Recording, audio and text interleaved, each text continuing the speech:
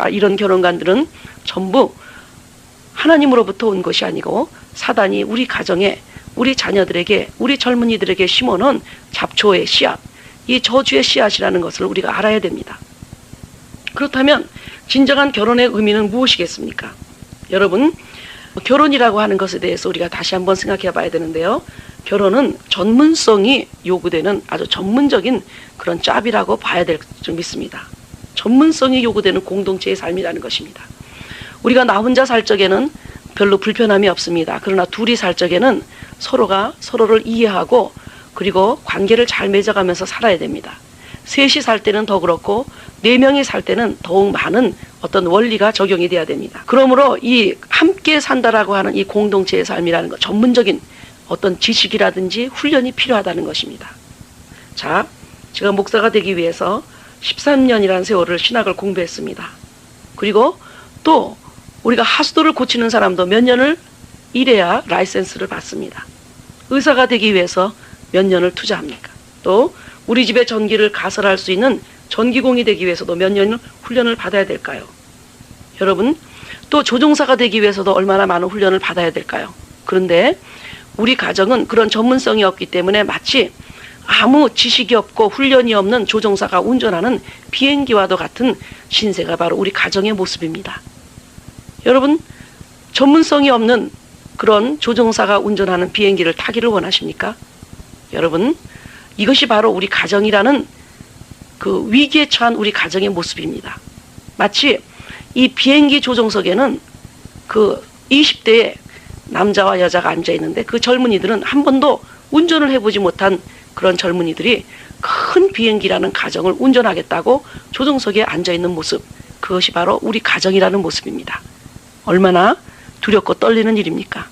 그렇기 때문에 그 비행기가 날아가다가 곤두박질하고 땅으로 추락하지 않는 것이 정말 이상할 정도입니다.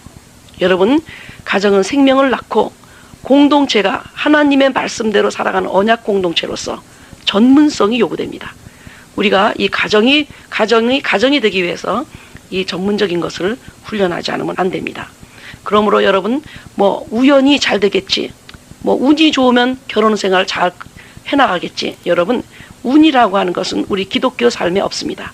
이 운은 그 Spirit of Fortune이라고 하는 그런 귀신의 역사입니다.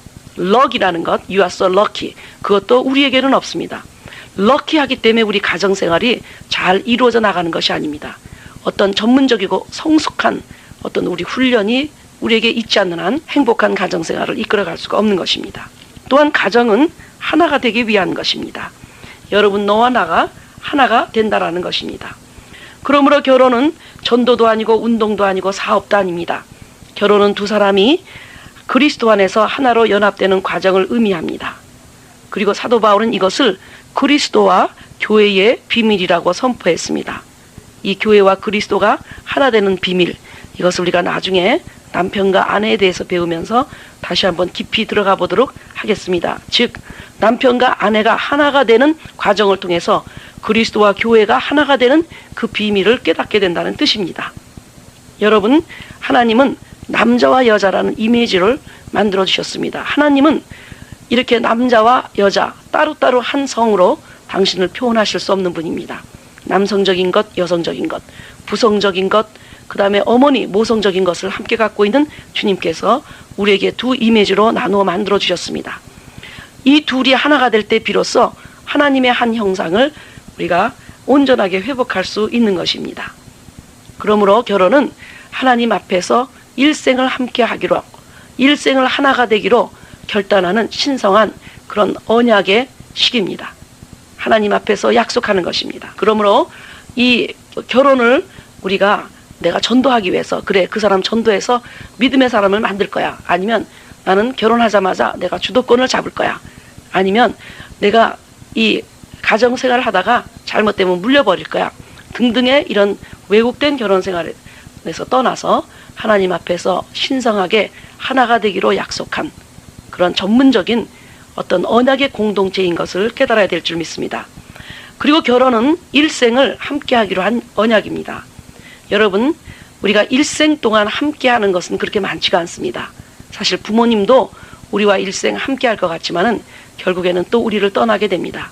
그런데 결혼 생활은 죽음이 우리를 갈라놓을 때까지 두 사람이 일생 동안 관계를 갖도록 하나님 앞에서 또 증인들 앞에서 약속하는 것입니다. 그러므로 일평생 살아가야 하기 때문에 여기에 조건이 있습니다. 사랑이라는 조건입니다. 만일에 일생을 살아가야 하는데 사랑이 없다고 한다면 그것은 분명히 지옥이고 무덤이고 죽음이며 고통일 것입니다. 그러나 사랑하며 살아간다면 그것은 즐거움 그 자체일 것입니다.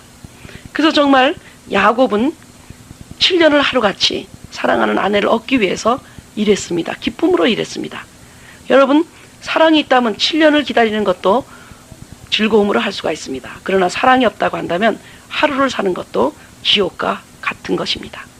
여러분, 이제 이 결혼 생활을 새로운 이런 그리스도의 원리 안에 세워져가는 여러분들 되시길 바랍니다.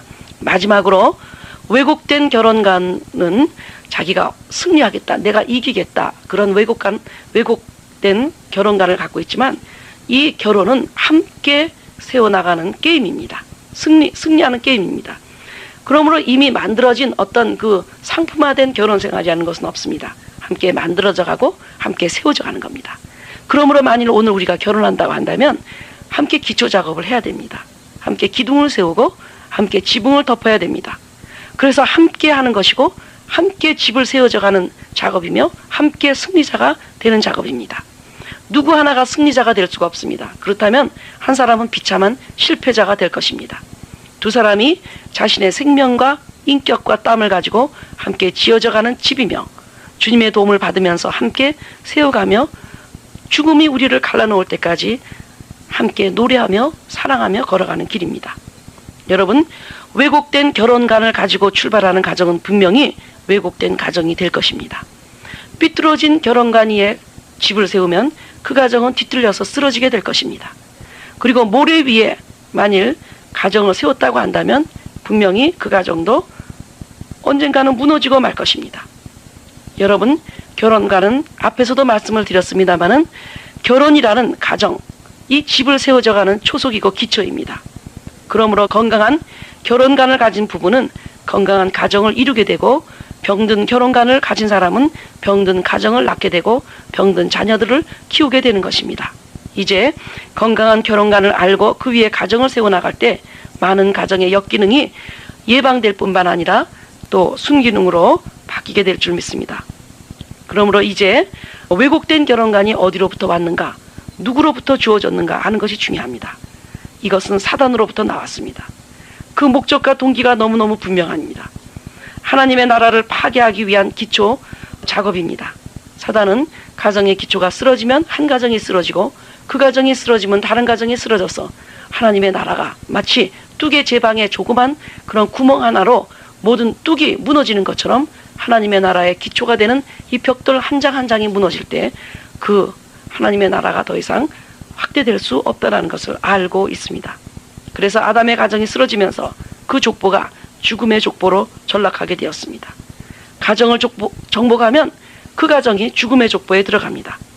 뒤틀린 것을 정상이라고 하고 정상인 것을 뒤틀렸다고 하는 사단의 전략을 분별하고 대처해야 합니다. 그러기 위해서는 성경적인 건강한 결혼관을 갖는 것이 중요하며 결혼의 가치에 대한 성경의 선포를 들어야 되는 것입니다. 여러분, 오늘 우리는 왜곡된 결혼관에 대해서 공부를 했습니다. 다시 정리해보면 결혼은 운동 시합이 아닙니다. 또한 결혼은 소유하기 위함이 아닙니다. 또한 결혼은 다시 물릴 수 없습니다. 결혼은 혼자 사는 것으로부터의 도피는 아닙니다. 결혼은 끝이 아니라 시작입니다. 또한 결혼은 전도가 아닙니다. 안 믿는 사람과 결혼하면서 내가 저 사람 전도할 거야. 그러나 결혼을 전도하기 위해서 주님이 결혼을 세워준 것이 아니고 둘이 한 몸을 이루어 전도하는 팀이 되라고 우리를 결혼 생활로 이끌어 주신 것이지 아내가 남편을 전도하기 위해서 결혼하는 것이 아닙니다. 결혼은 전도가 아닙니다. 우리가 결혼해서 어떤 행위를 통해서 전도한다고 하는 것은 그것은 말이 안 됩니다. 영적인 성장도 시간이 필요하기 때문에 우리는 영적인 수준이 비슷한 사람들과 결혼해야 한 몸을 이루어 나갈 수가 있는 것입니다. 또한 결혼은 전문성에 요구되는 공동체의 삶입니다. 전문적인 것이죠. 또한 결혼은 하나가 되기 위한 것입니다.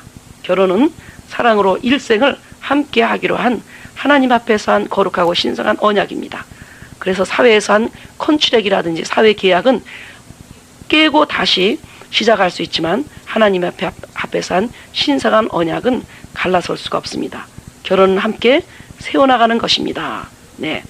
자, 오늘 우리 왜곡된 결혼관을 공부하면서 참 우리가 이 잘못된 결혼관을 갖고 가정을 출발한다라는 것이 얼마나 무서운 것인가, 얼마나 두려운 일인가. 그것은 아예 무너질 것을 예상하고 집을 지어져 나가는 것을 오늘 깨달았습니다.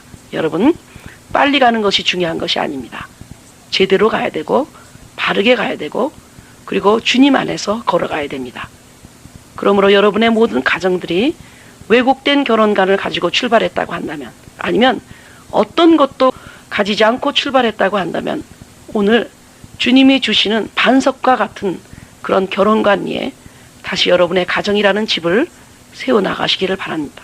그렇다고 한다면 지금 무너져 내리려고 하는 이 가정이 주님이 주신 설계도 위에 다시 세워질 때 이제 우리 가정에도 소망이 있을 뿐만 아니라 정말 에덴에서 누리는 모든 행복을 누리는 날마다 잔치하는 가정이 될 줄을 믿습니다. 감사합니다. 북크크 서점에 들어가면 저의 가정에 대한 책들을 많이 구입하실 수 있습니다.